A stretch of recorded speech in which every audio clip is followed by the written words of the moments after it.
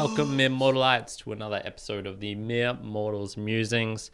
We're back at it again. Juan is back from his adventure away. You've got Kyron on this side. And yes, he is back on the other side.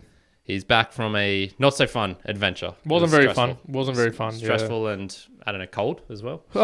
Cold, rainy, down in Sydney. It was pretty shit. Got some like good times with the family, but predominantly it was bad. So honestly, glad to be back.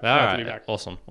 So we're here on 29th of November. 29th, correct, for our usual live episode on a Wednesday, 7 p.m. Australian Eastern Standard Time. Mm-hmm. We would love for you to come join us. You can find the video on YouTube, and then hopefully soon in the future, if you checked out the monthly goals, which we just recorded but will be released after this, talking about how we might get that on the audio side of things as well. That's my plan. So it's coming. Yeah, coming. It is definitely coming.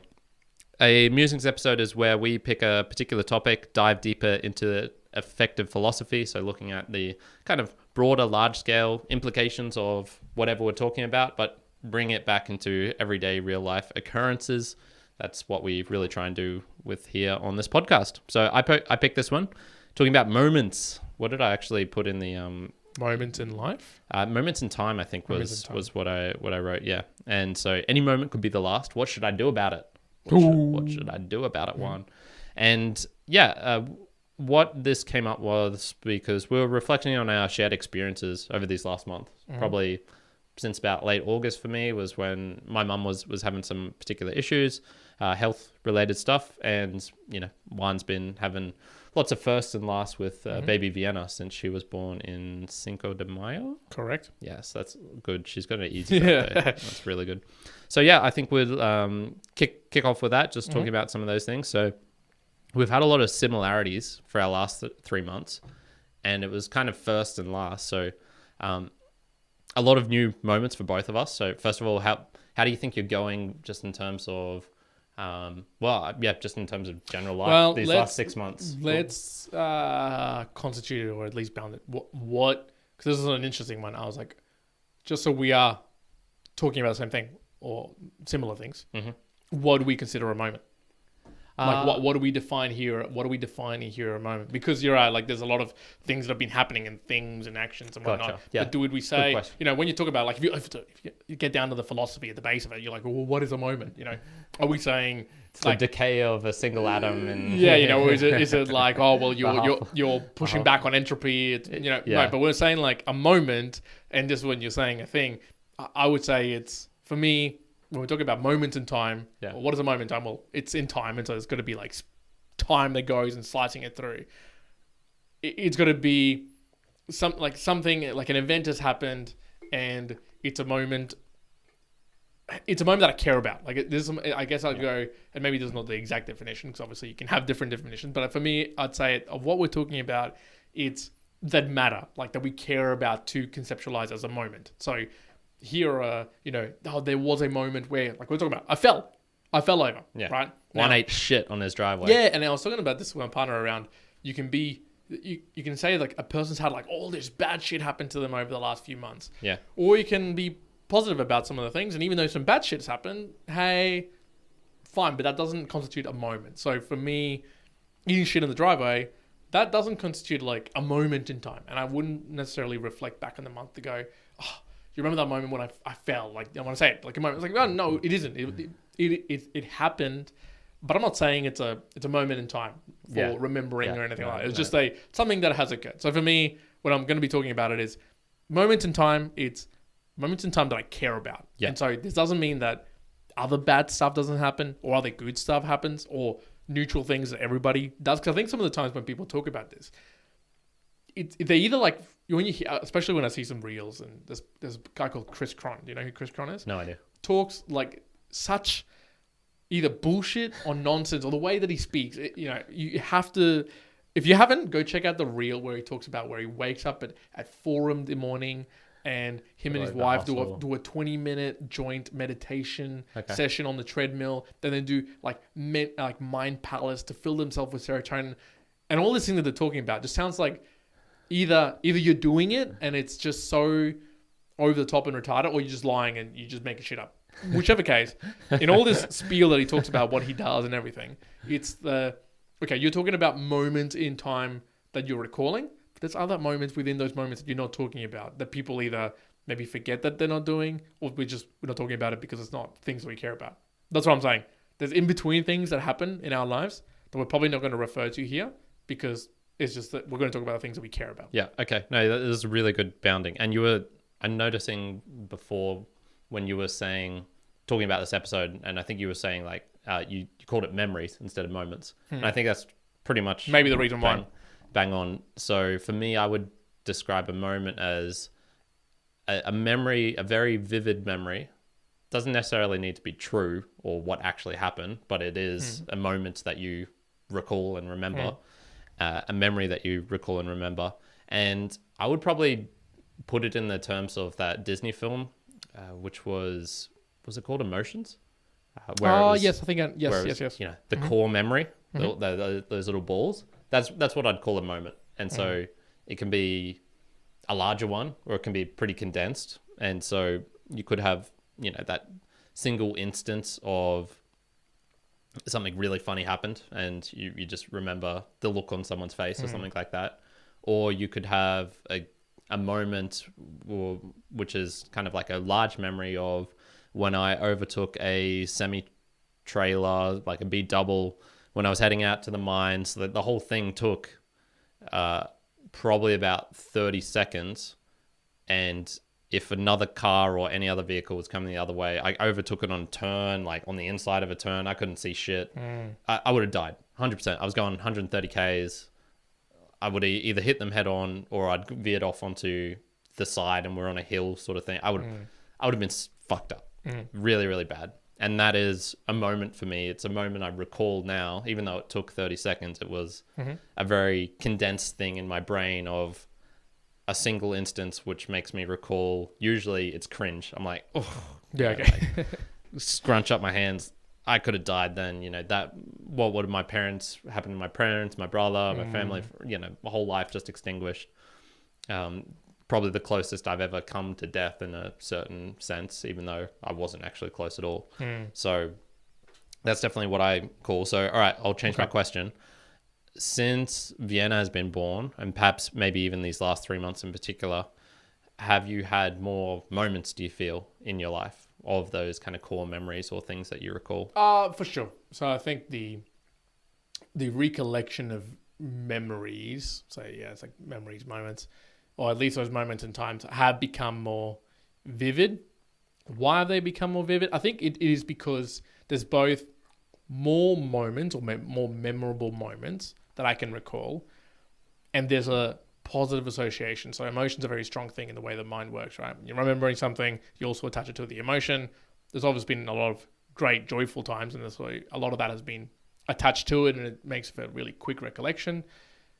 There's been a whole host of those, I would say, more so than before she was born. Can I very easily recall, though, 17 days ago, like a really memorable moment from that day, or a moment from that day? No, just like, unless you're really good at recollection, for sure. But we get into, I think, later. There's ways that I've established some processes that I can do that if I needed to. So I've moved away some things from my mind into a more digital collection of that front. So there's those aspects. But in the stream of time, or as things goes on, and when I recall something, or at least, within relatively good bounds of time that I can recall things, yeah, I'd say there's more moments in time where I'm either having the conversations or sharing things with people, and it feels like, oh, this moment happened and that moment happened. And yes, there's a lot of, as you were saying, a lot of firsts and a lot of lasts. So that's happening very, very frequently, very vividly, obviously recalling it. And it's in amongst the rest of life going on, in which I'm still trying to create those moments in time where they're still happening. And so I'm like, oh, it doesn't feel like I'm taking away, like it's the same as it was prior. It's definitely, I'm still having the same moments in time, I guess, that I had before, and then adding on top all these extra ones from, Vienna. So I think in that front, I'm finding way more than I am neutral or less, I guess. Yeah. Yeah, I think the first and the last are what can kind of drive even just more of them. Maybe not necessarily the intensity, perhaps, but certainly I would say the last 3 months just with mum has resulted in so many firsts and lasts for, good, well, mostly bad reasons for me, and maybe slightly different for you. Like they're linked in a non-obvious way. The first time that Vienna walks might be one of the last times she crawls, because when was the last time I crawled as an adult? It was, I don't know, maybe when I went through a maze of some sort. And, maybe for you, her crawling is an excuse for you to crawl again. And it's like, oh, okay, this is almost like a first again for me. So it's kind of those ways. Same thing for me, but in the opposite would be, the last time mum recognizes me is probably, I don't know when that is, and it'll be almost like I've lost her then, because if she doesn't recognize me anymore, our relationship is completely changed. It's now going to be very one way, me to her, and she's not aware of who I am. So there's like all these little gray areas where it's hard to know if it's almost a first or if it's a last that's happening. And so I don't know, do you think about that in a good or a bad sense? Are you conscious of lasts or firsts, and in these memories, capture, I don't know, anything you could do, should do about that? And I think this kind of bubbles up to one of the points I want to talk about, which was, is it worth, should you be capturing moments in time beyond what your general brain keeps in terms of just memory bank and whatnot? And I think the answer to that is, yeah, absolutely I do. Like, I have very structured ways that I try to do this to be even more inclined to review my day or review those moments and really cement them in some way, shape, or form. So, because at least for me, right, and I can't speak for others, my mind will just forget some things, and unless I've written it down somewhere or something happens that makes me recall it, it'll go by the by. And is it, do you really need to know? I think for me, remember the first time that she had a capsicum. Is it really important? Not really. It happened today. Is it something that I'm going to recall in like a year's time and go like, oh my God, that happened, and whatever else? That was crazy, yo. I don't know. I don't know whether that'll be like a thing. But, I have a structure in place where I review my day of the day prior. I've talked about it before, but I'll normally start it off with my little like daily journal note of, hey, what was a memorable thing that happened? I've called it out before. Often it's something to do with her. So she's become like the main thing that comes up on there. But I also write my notes. And in some of those notes, I'll try and write not everything that's happened in the day. Honestly, if I was to do that, it would take me a long time. I just don't have the bandwidth to do it. But I do, hey, here's the moments in time. So I very forcefully put a structure on. I will kind of download on my brain what I think the moments in time is for a bit of a reflection back if I was to need to. And then it's like I feel kind of okay in the sense of, yeah, I'll forget some of these moments in time as they go through, safely in the note of I'll be able to reflect back and be able to go through them at a time when, if I ever want to, and maybe I will, maybe I won't, but I might, the way that I've digitally set it up, maybe I Control F search and go, like capsicum. Yeah. Obviously, as AI is getting a lot better, there are ways that I can essentially query this now in a really fun way. So I could actually, we'll get onto that. I can write now, and I think we'll get into that like deeper, but I'm able to, query now things like that, which is really powerful. Like, that's awesome. So there's definitely, I do believe in structuring it to try and capture more moments in time, especially the ones that you do want to capture, and even some of the ones you don't. So on the opposite end, yes. So we'll be talking specifically for me from a Vienna perspective. Obviously, lots of joyful moments. There's a lot of learning moments. Again, we're talking about Sydney, and big piece of why I was suffering was shit. We went to another place or another location without any, items in terms of potentially she gets sick, and well, you have it, she gets sick. So we have nothing, right? We have absolutely nothing. She could sense it. Yeah. So we go through all the suffering of having to rebuy things, take care of her, learn how to do this on the fly. Those are moments in time as well. And those moments in times are maybe even more powerful in the sense of, hey, there's learnings there that if you don't take action to next time or whenever you go and take another trip, for me, so specifically, then that's on you. Like, that's on you for not learning from that moment. That is also one of those pieces that I try to extract.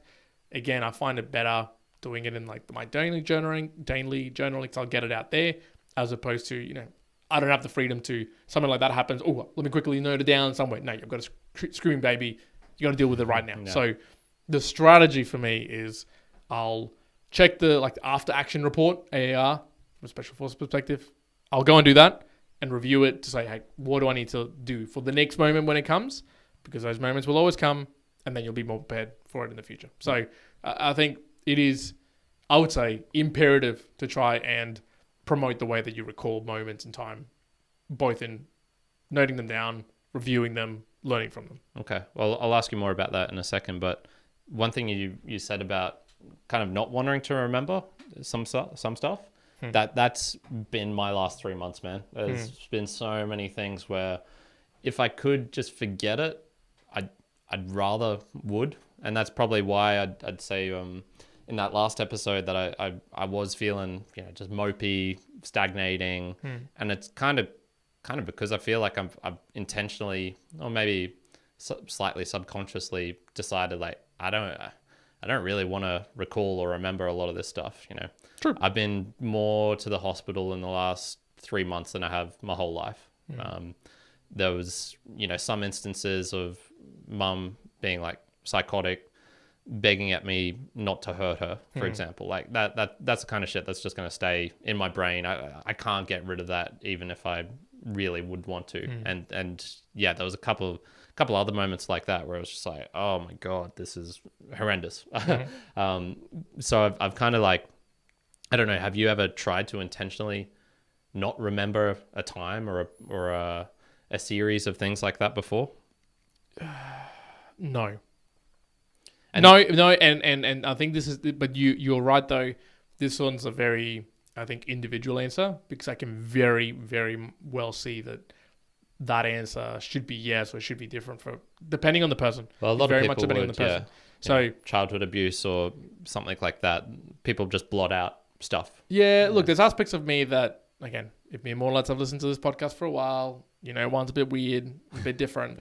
I'll give you an example. Yeah, we both again, I fell over. It was yesterday. It was yesterday that I fell over. Yeah. I had a bath at night after my partner and baby had just come out of the bath. And it was a really hot bath, right? And I went into it. I went, if I put my arm in, it's going to hurt. Let me take a photo it's of it. Actually so like, it's actually going to hurt, or it's going to be painful. Yeah. So I went, good. Like, I can't wait for this pain. I put it into the water, and it was like searing pain. I was like, in my mind, I'm genuinely being serious. I was like, it's nice that I can feel this pain. It feels like I'm alive. Yeah. That was the feeling. So it's true. Not everyone's going to feel this way. You're probably not going to want to do that. That is what I do. That's just the reality of life. There's some aspects of, say, here's an example from a baby perspective. I can remember just before we flew to Sydney, partner had to go, went out for an event, and I was looking after a little girl, and I can still recall the screaming of not taking milk and screaming in my face. And when you hear like a baby screaming, there's different levels, right? Just there's triggers, there's your normal levels, but there's like certain levels where you're getting to, you can hear the exasperation in the voice, where it's like, I really just need support. I need food. Like, I need to be looked after. And you can't do a single thing. Yeah. Like, they're screaming in your face, that's and you're not doing anything. What mum's been like as well, yeah. Those moments, and that's why I say there's some comparable moments here, obviously in very different moments. There's no joy in that moment. There's just suffering, there's pain, and there's like, I'm not doing anything to reprieve this or like to help this. Yeah. In those moments, do I choose to, if I could I forget them? My thought kind of default is like, no, because they're in some way, shape, or form. I think it's either forming or helping me to understand it. I think in reading and trying to like confront this, I've gone into the path of enjoy this because this is what happened. This is what comes with having a baby. It's like you're getting this moment because you have a baby, not because you don't. So now that's not, you're not negating the moment in time. It's a fucking sucky, shitty thing, and it goes through like. If you're a parent, you're probably going to go through that at some point, and you will feel like worthless because you're like, I'm useless to this human. I can't do anything. I can't help it out. That's going to happen. Yeah. And so, no, I'd lean towards no, but separate that out, not just baby, looking after family, looking after parents, whatever it may be, trauma into like a really deep level. Yeah, I can see how people might say like, yeah, you don't want to remember that moment in time. Yeah, no way, shape, or form. For sure.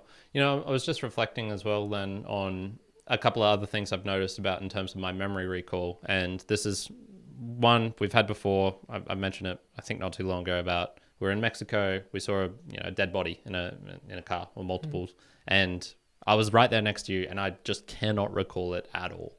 It's just blanked from my memory.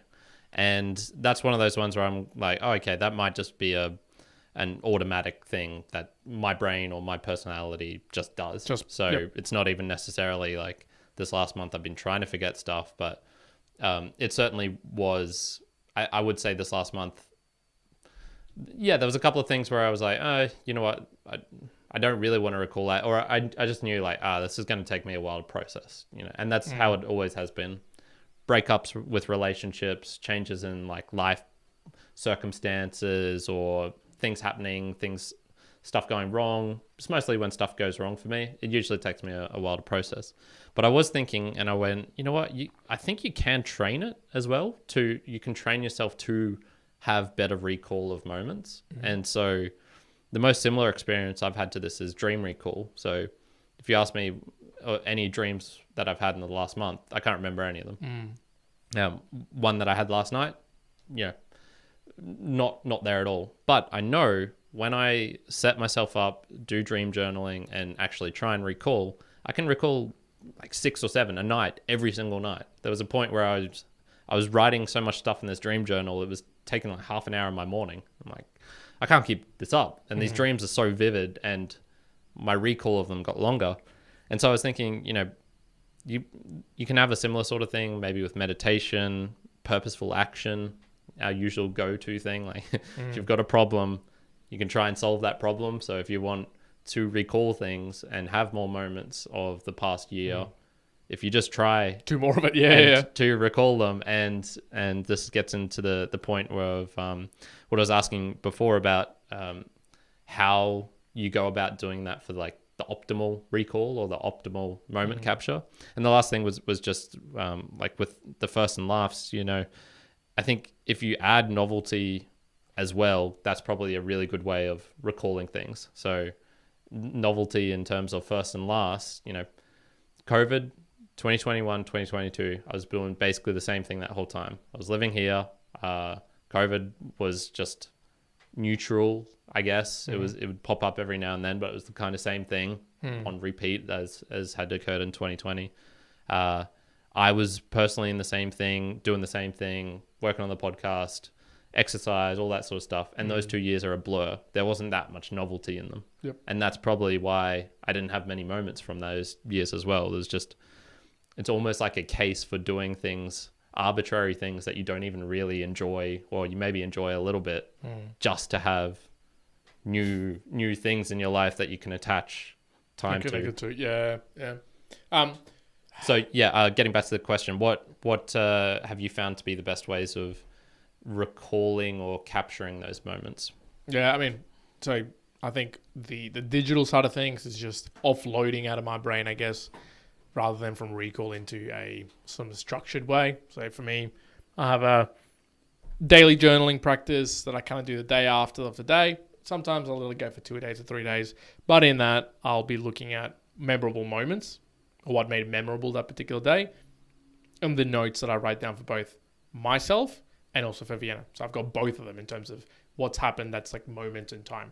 Sure, I'm not capturing all of them, but I'm capturing the higher level, the things that at least I'm offloading that I would like to review back and once upon a time if I really want to do that.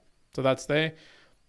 But in the more immediacy, or just like if you didn't have it or you weren't doing that, I think for me, and I do this easily, which I think is why I default to it, is that being more intense in the moments that I'm in helps in me recalling them. So what I mean by that, a clear example when I was in Sydney with the family was I can remember really vividly some really fun moments that we had. Why? I guess in those moments when we were practicing sort of walking around in the conference, like in the conference center, I remember them so clearly because during that moment, there wasn't anything else in my mind. It was like very intense. I'm here with her. We're playing around. I'm thinking about some other thing. It would happen, definitely. Like in the span of an hour, sure, I'll be thinking about that and other things. But there was like a lot of intensity in some moments where, I don't know if this is easy for people, but I can get into intensity really easily. So if I'm playing around and like pretending to walk or doing whatever, I'm not thinking of anything else. Yeah. in that exact moment. Sure, as long as that He's happens. on the train then it tracks moves. with Vienna.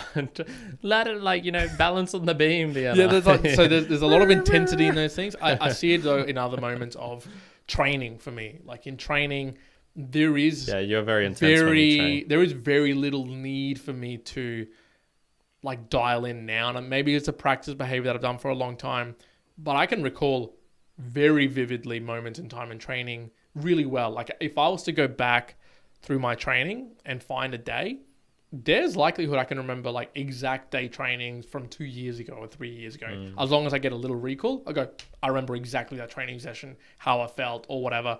But I think it's more due to the intensity of the moment, not so much because I'm great at recall. I think it's just that for me, that intensity. I don't know if I attach it to emotion. I don't know if that's the same thing.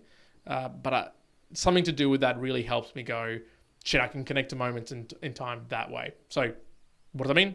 If I was to say, how can I prove that at least for myself? I'd say being more intense, at least for me personally, in more moments to try and have more recollection of them. Yeah. Yeah, it's so funny because I'm pretty much the opposite when it comes to training. I remember peak times when things happened, or usually either an injury or I achieve a new PB, and I'm really happy about it. I've got all these metrics, all these, recording every single workout in terms of what I did. I think for me, I use that for data and not for recall or that memory or that moment.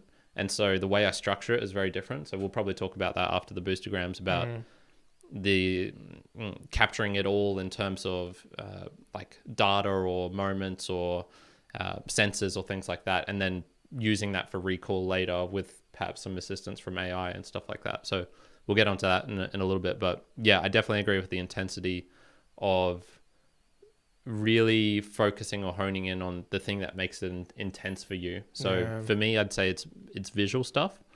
So when I was traveling in Latin America, I really wanted to capture a lot of those moments. I was in a new place, a new thing was happening.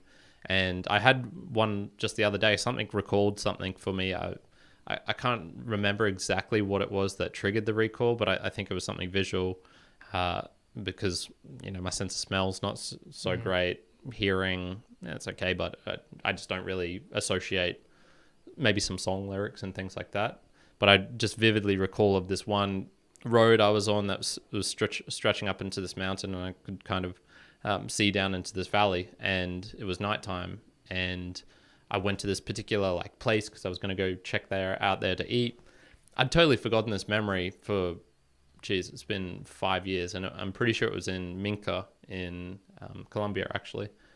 And I was just like, whoa, yeah, I do remember it, and I do remember really focusing in that moment, trying to capture it, because at that moment it felt like, man, I really want to remember this. This is an important time.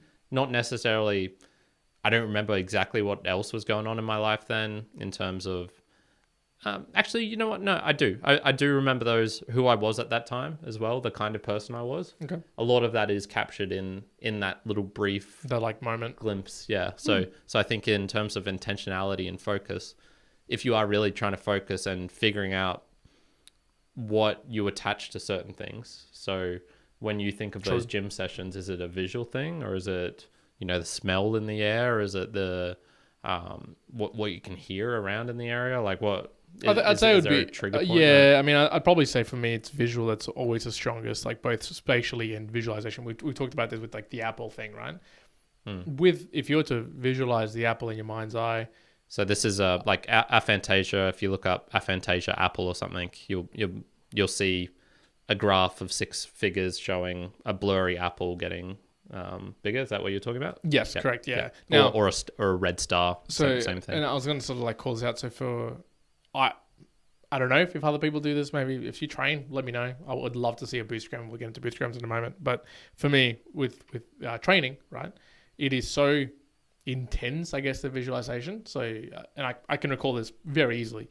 The night before, so not yesterday, but the night before, I couldn't fall asleep for like probably half an hour. Why? Because I was already visualizing all of the movements I was going to do the next day for training. All of them. Like I was going through my mind, like, that's how this lift's going to go. That's how this lift's going to, like all of them. I'm not talking like You know, like, oh, okay, well, no. It was like I went through each set of like the first workout and the second movement, each set, and the third one. The fourth, I actually videoed that particular workout because I wanted to like put together like a reel just to see if it'd be a fun.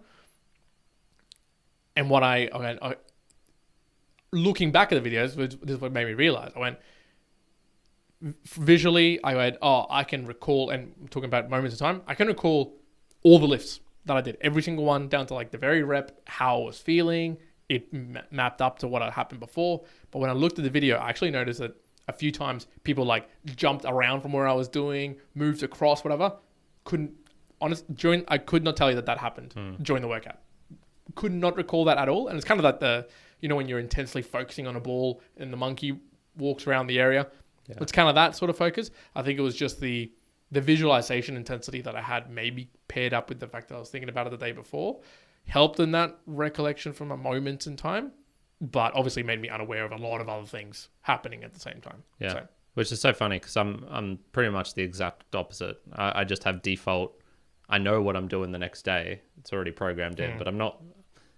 I don't think I've ever thought about the next day's workout. It's just like I'll get to that. Yeah, and it's just not even like, not even just the next day's workout. Like I go, okay, when I'm doing that snatch of 3 reps, the depth that I'm going to hit is exactly this, and my ankle's going to be in this position, and my wrist's going to be this, and it'll look like this, and it'll be that. Like, and it goes to aphantasia, dude. I fully visualize it down to the light of like the light that's hitting in the if I was going to do a video, to where the people are going to be around, the positioning of the gym. Like my mind like puts together the full picture of the gym, me in that position with like everything that I would visualize, to the point that if I was honestly looking at the video, I can, in my mind's eye, is like that exactness to what I can recall. Damn. But I think that's more specific to fitness. I don't think I can do that everywhere else. It's just become that level of intensity. Did you look more jacked in your mind's eye or in the video? Looks the same. I think the same. Yeah, that's a good one, but I think it'd be the same. All right, no body issues over here with Juan. That's good to know.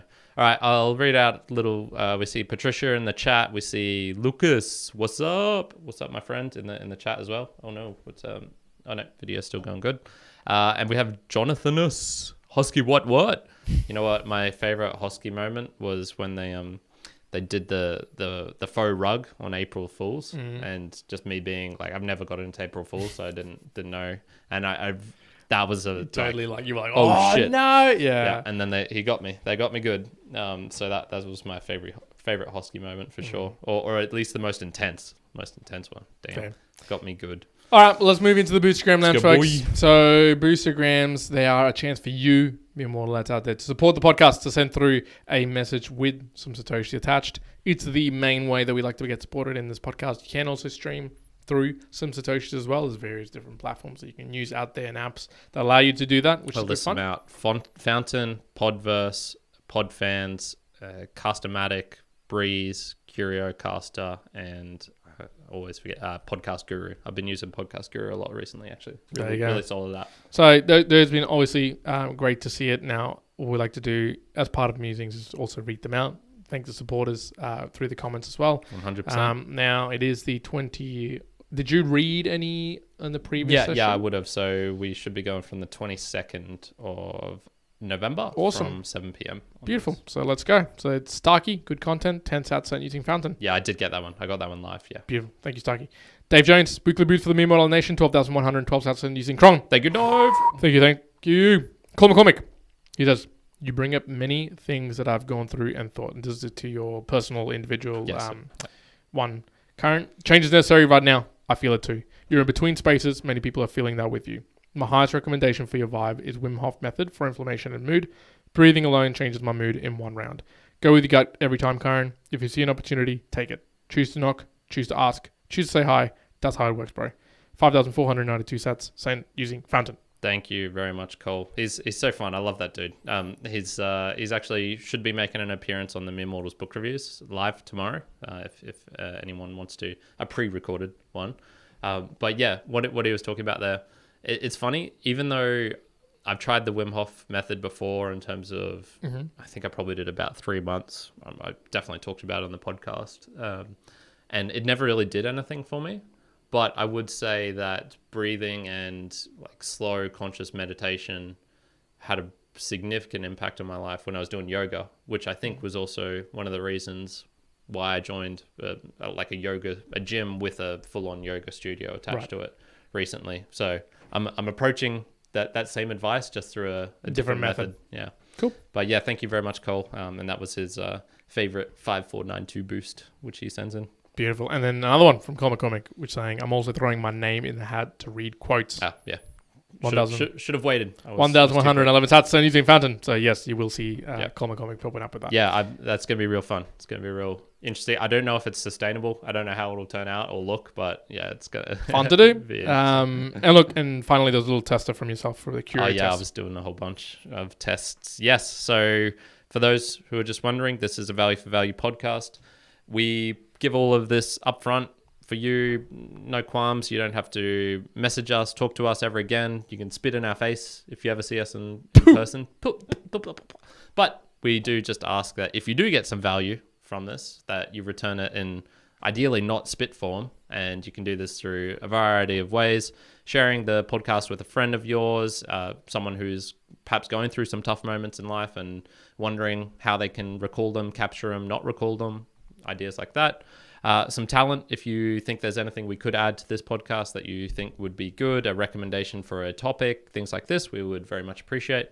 And then finally, as we read off those boostergrams just then, through monetary payments as well. Nothing in the PayPal. You can be the first to send us in a PayPal if you want as well. I honestly hope no one ever sends that. That would be pretty funny. Or if they've actually sent in like 10,000 they go to the wrong place. And it's just, it's gone to the wrong place. Nothing's there. Whoops. No, I don't know if it works. No one's ever actually sent one in. So you need to send one in to see if it actually and tell me that you've sent one in so that to see if it goes through. Exactly. Yes, correct. All right. Let's jump on to what I was hinting at before with technology. Mm-hmm. I've got a book here. The book review that Cole will be helping me out on. The Inevitable by Kevin Kelly. Kevin Kelly. What's the subtitle there? Say one. Understanding the 12 technological forces that will shape our future. Yep. So, and Moment in Time, this was a book that he wrote in 2016, I believe, is the correct. Date. Yeah. So this was a really cool one because in this book he talks about life journaling. Have you ever really heard of that before? Life journaling. Yeah. I have heard him talk a little bit about it. But not a whole lot. So in particular, I can't remember which particular section it was. So he's got his 12 sections. If I bring it up quickly, it might trigger which one it was. It was probably in the sharing or screening section, or maybe even the tracking. So he's got all of these verbs: becoming, cognifying, flowing, screening, accessing, sharing, filtering, remixing, interacting, tracking, questioning, beginning. And it's probably the tracking one, where he talks about these guys who've done life journaling. And so tracking, one's got on his wrist now a thing which tracks his, I imagine heart rate variability, perhaps, your sleep patterns, all this sort of thing. Correct. So that's a Apple Watch, is it? Correct. Apple Watch Ultra. Yeah. And what he was saying was like, there's people who've been doing a version of this since like almost pre-internet era. So this is, I think it was like the late 90s, early 2000s. And there was a couple of them where this one dude had basically been wearing something that was recording 24/7 vision-wise for like 16 years of his life. And it was completely ridiculous because it was, people knew he was recording. So it was that weird kind of Google Glass moment. Why it never took off was part of the reason was uncomfortable, but also like this dude's got a full-on contraption in his head. Yeah, computer on. And he had to like clamp it in so it would not jiggle and stuff. So it was actually like hurting him. He was just an ultra nerd, and basically he recorded visual stuff for multiple years, and it was then like getting into another thing of the book was filtering it out, how to capture the moments that were worthwhile, what audio things were worthwhile. And he was actually saying that, or it was either him or another guy doing something kind of similar, was with life journaling, if he had the option to record video for the rest of his life or audio, he would choose audio, and for the speaking aspects, because it was just much more easy, I think, to filter and to get to the heart of the moments that matter, I guess. We've talked about moments that matter before as well, because now with technology, you can capture all the moments. You can capture everything if you really wanted. Like, we're getting kind of close to it with Juan's got data on his sleep patterns for years now, and for nutrition stuff, and for online digital things. I've got a thing on my phone which tells me where I've been spending my time each week, how much of it, we've all got all of these things tracking us now. And so it's going to be really interesting in terms of life journaling and moments where perhaps pretty soon you can have a similar level of experience. And the problem with all of this is just raw video files or raw audio files. You can't do shit with it.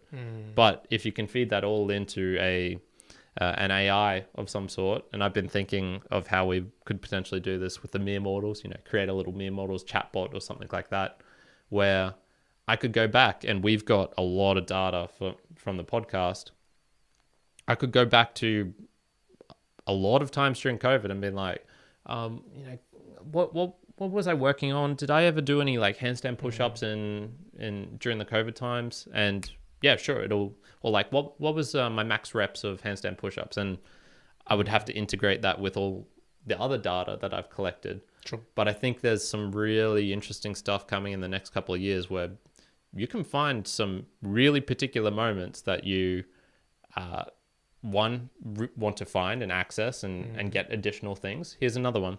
So recently, with my kind of wrists and the pain, I was having this pain in the top of my upper left foot. And it was in an area where I thought that I'd potentially hurt in the past doing something stupid with handstands. It was when I first started doing handstand training on the parallettes. And I screwed it up. I did in the middle of the bars instead of the end. So when I fell over, I was like, oh shit, what am I doing? Bam. Basically like soft tissue injury. And I, for the life of me, couldn't remember if it was on my left or right foot that I did this. Okay. And so I was going like, this is kind of important now, because is this actually an old injury that's coming up, or is this something completely new? And so I tried going back into my data, and I tried going back into my journal because I was looking for this sort of thing. And I'm like, oh, maybe I wrote it down here. And I could find the exact date of all of these things, but I never wrote down whether it was my left or right foot. And I was just going like, fuck me dead. This is actually something I really want to know. This is something where I have a lot of data for. And I kind of looked around like just before / just after where I thought it would be. But this is one of those things where I could have casually mentioned that offhand 6 months later in my journal, and it would be that vital piece of data, but I just, I wouldn't know. Like you as a human mind, maybe is not bringing that together. The use of technology might help to bring that together. Yeah. Now, I think a part of it is, this is not years, this is now. You could do that very easily. Right? Yeah. This is able to be done. Tim Ferriss, he's already done with his podcast. You can find a chatbot that he created for, I know, at least within the Punch community, you can find it. I think he might have shared it elsewhere. Gary Vee had a search Gary Vee engine. had it ages ago. Like he had it a while ago. I could, if I wanted to, create one for us. Can do that fairly easy. Okay. Fairly easy. I don't know if I'm going to spend any time because I don't know if anyone would really care to do it. We can do it. In fact, I could probably even connect it into the Discord as well. I could even get it to that level. That'd be fun. So that sort of stuff is available right now. There's a couple of parts to this though. One, yes, the raw ingestion. Are you creating enough content and things so that it can capture everything that you want? We do the podcast. We could do videos that always like stream us or capture our audio. So there's got to be inputs, right? Inputs either by your own input as a personal. And here's where it gets different, because video and audio are very much, large in part, it is objectively what is happening. But it sometimes takes your written, thought out process to then put it down to the personalization of what is happening in your mind. Because it is very different for you to say something and maybe do something, but maybe you're actually thinking it in a slightly different way or very different way.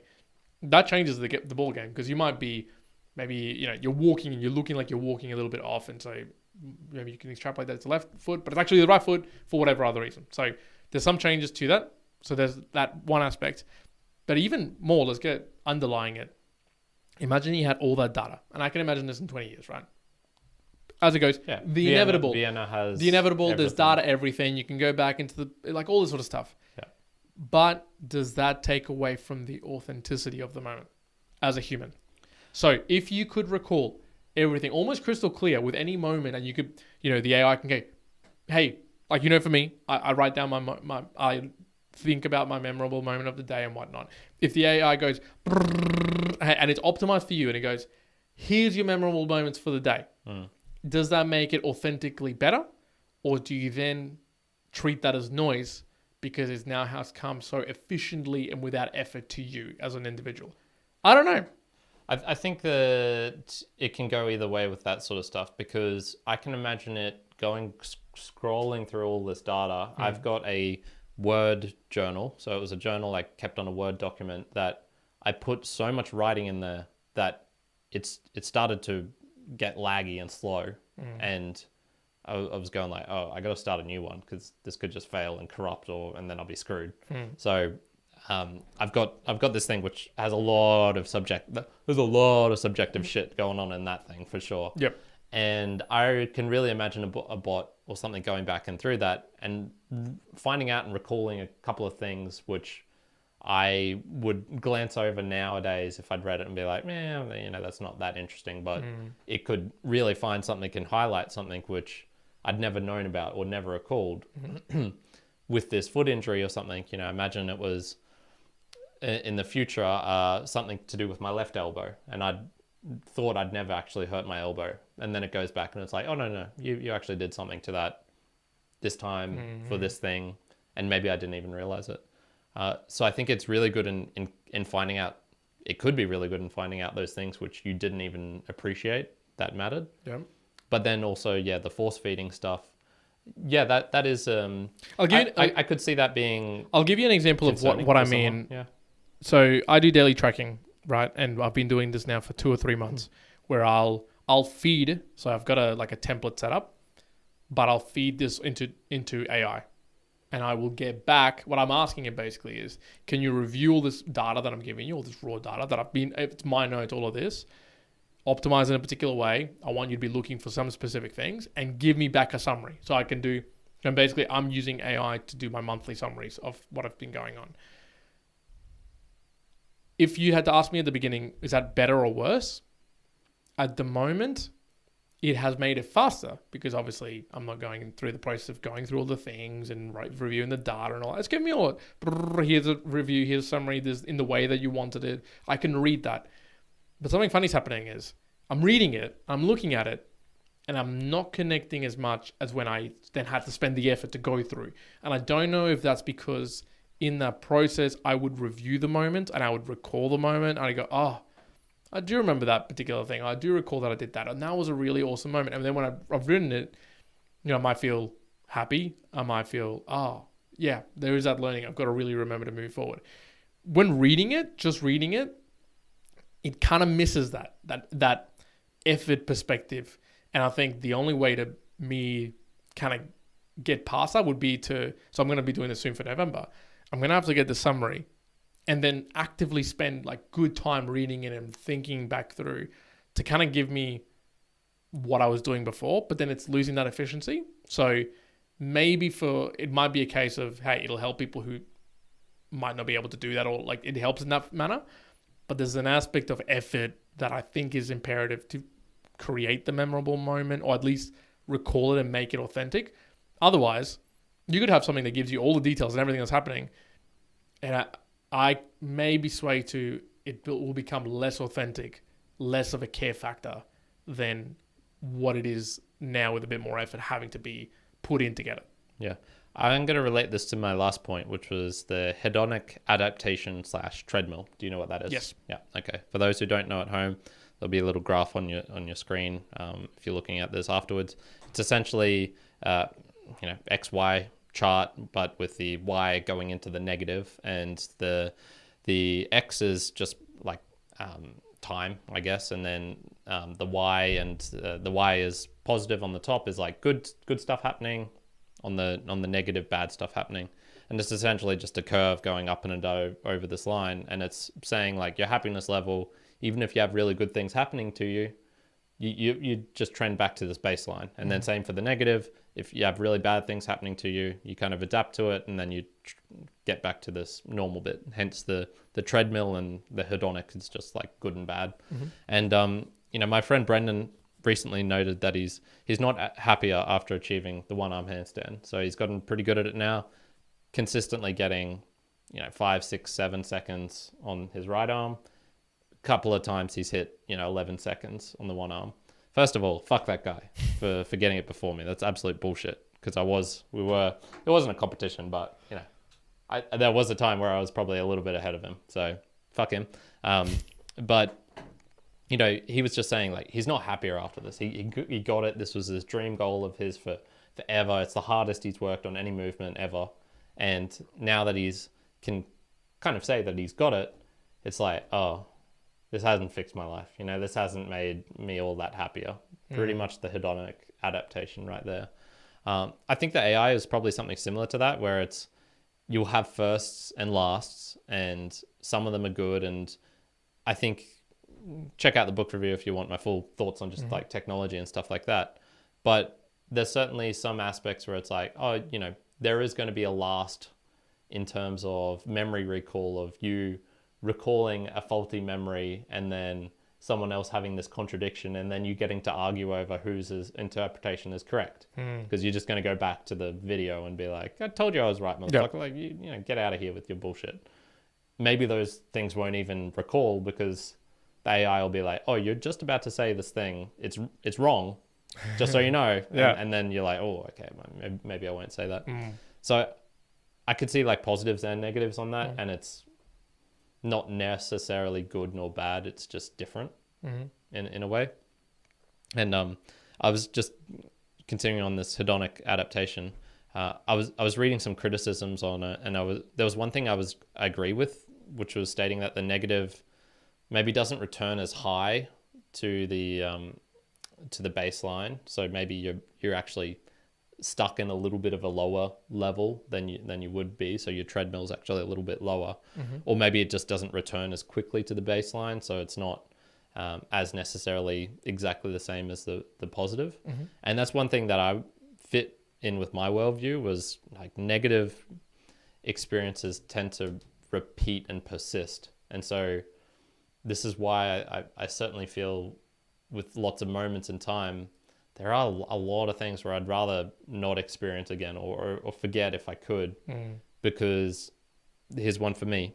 I don't think the joy of any handstand achievement has felt the same. So getting a stalder, which I'm so close to getting, that's not going to feel the same as when I first got a handstand push-up, nor is it going to feel the same as when I got, finished a marathon or got a really quick half marathon in particular, nor when I did my first press to hand straddle press.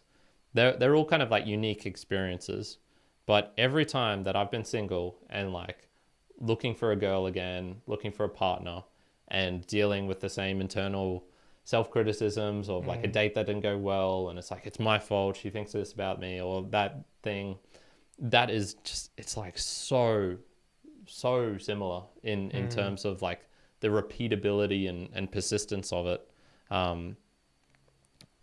Maybe that's not absolutely correct. There's this quote from Tolstoy in Anna Karenina, where he was like, all happy families are alike, each unhappy family is unhappy in its own way. So that's kind of like contradicting what I was just saying there, but for me it certainly feels like a negative experience, a negative moment tends to last and linger longer in my brain than a happy one. Yeah, I mean, and that's natural as well. Like a negative sentiment is, I think, been like shown. It's kind of the same thing with like losing money. It's like the negative aspect is in multiples bigger than in the positive that you will find, and you'll more quickly adjust to the hedonic positive than you will to the hedonic negative. AKA, you move, and that's why the hedonic treadmill moves up as you scale with income or affluence or whatever it may be, and it sets the expectation of the treadmill higher, but it is very hard for you to set the expectation of the hedonic treadmill lower. AKA, you're not going to forcefully, it's not very easy for you to forcefully move that down And you'd have to be in a particular setup for a very long time for you actually move that down. So, yeah, I think just naturally as a human, we'll have that tendency to overinflate the moments of bad sometimes, and it is good because we get over the good quicker and we kept the bad ones in mind more often than not. Yeah. So just summary for me, this may be one of our least effective episodes because there isn't, I think, too much to implement or take away. Some insights perhaps of capturing a moment, anchoring that to a sense in particular if you want to capture more, being a lot more forceful about it or doing it with intent and really trying to capture particular moments and timing that for good times in your life, going traveling. When I go to travel to Brazil, hopefully in this, 5 months time, I'd certainly be going, all right, now I'm going to step up my capturing of moments because I really want to get this experience with my friend Lucas. And, I'll talk about the chat in a little bit, but it's that sort of thing where it's like, I think you can implement and capture them. How will technology change that in the future? I think it'll make things easier, more efficient, like you were saying. It'll be, and generally that will be for the better. But it will be first and last, which just, you'll never have that experience of like frustratedly trying to find that thing on Google again. True. Little thing. Frustration will dissipate for sure. I think here's a couple of things to try and tie it all together. I think technology is going to make things more efficient, but it'll be your job to keep it effective. That'll be the thing. Frustration will be left for moments in time, but to make it effective, you'll still need to be part of the equation. You need to put in some effort. I think that's a big thing. If you could have an AI tracking all of the stuff, the watches, the stuff you write, the audio, the video, all these things we're doing, there's probably going to be a period where it's like, here's this moment, and you're like, that's just such a blasé, random piece of crap thing that I did not need to remember. Why did you bring that up? That sort of thing well, it'll probably happen. For sure. And I think even like trying to cherry pick only positive moments I'm not sure that's going to be particularly effective either, because then you'll just have, I don't know, some of those positive moments you'll be like, it was good, but in comparison to what? It's nice to have those negative ones as well sometimes in the bank. But I don't know, this is why it's, for me, like positive gratitude training every morning, being grateful for something, it's never really stuck around, because I find it really hard to be positive for negative things. I find that just like so counterintuitive. You don't have the same, obviously, with sticking your hand into water and shit like and stuff like that, but I treat that as a positive thing from yesterday. Like, it was like, that was fun. That was good to do. Exactly. And I'd just be like, I fucking slipped on the driveway and then I had to go back up to the house, and that would just be like, breathe it out, Karen. Yep. Breathe it out. Okay, it's gone. Don't dwell on it. Don't make it worse. Don't try and capture this moment. But it's there's some things where it's probably like, it steals you as well. There's certainly been times where I've done some really stupid, cringy stuff where I look back now, I'm like, that was kind of funny. So in retrospect, that negative moment, that worst thing that had ever happened to me, you know what? It's kind of funny looking back at it. It's like funny now, or it's like, damn, I actually got through that shit. That's kind of cool. So, look, in summary for me, and I think this is a key one, and maybe some effective to take away. Moments in time, especially the good ones, but sometimes the negative ones as well that you want to recall and for learnings. Seldom are they all found at the end of the journey. They are through the journey, right? It's through the journey that you find all those things. This is where you find, when Brendan gets his gets the one hand handstand and holding it really well. It's a bit of like, okay, now what? I think there's a big call out on moments in time found through the journey, recognized through that journey, remembered in whatever way, digitally or not, authentically or not, helps out, because then when you get to the end of it, you're going to recall all the other moments really clearly, and that is what makes up the whole journey and makes it really, really fun. There's a good quote by Will Smith, I believe it's in his biography, where he basically said, he was poor and he was depressed, right? And then he said to himself, man, when I become rich and famous, I got all this money, shit's going to be really good. And he became rich and he became famous. And guess what? He was still depressed. But even worse, he now lost the hope. The hope of, oh shit, when I become this, it's going to go. Well, that left because he now had rich and fame, and now he had no hope left. It didn't solve his So it was even problems. worse. So it's actually even worse. And there's aspects to, like, if you wait until the very end, you might actually find it's not even what you wanted at all. And then the moment that you were expecting and the moment in time that you were looking for is shit, not even meeting the expectation. It's now even way further below. But perhaps looking at moments in time throughout the journey, through whatever you're doing, might actually help you to recognize that shit, when this person dies and I'm waiting for that moment, or when this goes ahead and that didn't work out and I was waiting for that moment to go really well, man, you're setting your expectation to something wildly different that is going to just suck to deal with, versus moments in time over and through where you recognize the journey and go, when things happen, I can go back and go, okay, but this was the journey it was, and I can recall very clearly the moments in time that helped me deal with whatever comes along. So I think there's parts in that. The last one that I'll decide with a summary is there's moments of you and me and everyone who's listening to this as a mere mortal light. But there is world moments. There's moments in time of the collective group of society. And I think they're two different things. And you also have to recall when you're in those. Let's do another full episode on that. So I think that's an important differentiation. So we'll get it. Maybe we'll do that as a separate thing, because all that we talked about, I think, is individual moments. Yes, correct. But collective moments can have a very different spin, and whether you choose to partake in them or not, can be a very different thing. So maybe we'll separate that as something. Yeah, it's all other topic. Maybe we can add into that one as well, where I really wanted to ask about the first and last in particular. You know, when do you really try and capture that moment purposefully? If it's like, you know, oh, this is Vienna's first steps, like I gotta focus and like squeeze every juice out of this last like this thing. It's like amazing. It's gonna be the first stuff. You know, what about the vice versa? You know, like I said with my mum, there'll be a time when she won't recognize me again. Maybe it's already even happened, and I don't even know. Like, what do you do about that? Do you try and capture those? Do you try and do anything differently with that knowledge? Yeah. Or here's another one. Just I brought in, this is what I'm saying, from the concept of whole moments versus individual moments. If you're out with a group of friends, is it better to help your recall and enforce the moment that you're in? Or do you put more effort and value into everyone remembering a particular moment or thing, even though it removes your specific individual recollection and personalization? AKA, if you were talking with a group of friends and you were to go like, I did this was wonderful, and you recall it really well, is that more or less powerful than if you can help a group recall a particular moment and you can all enjoy in that?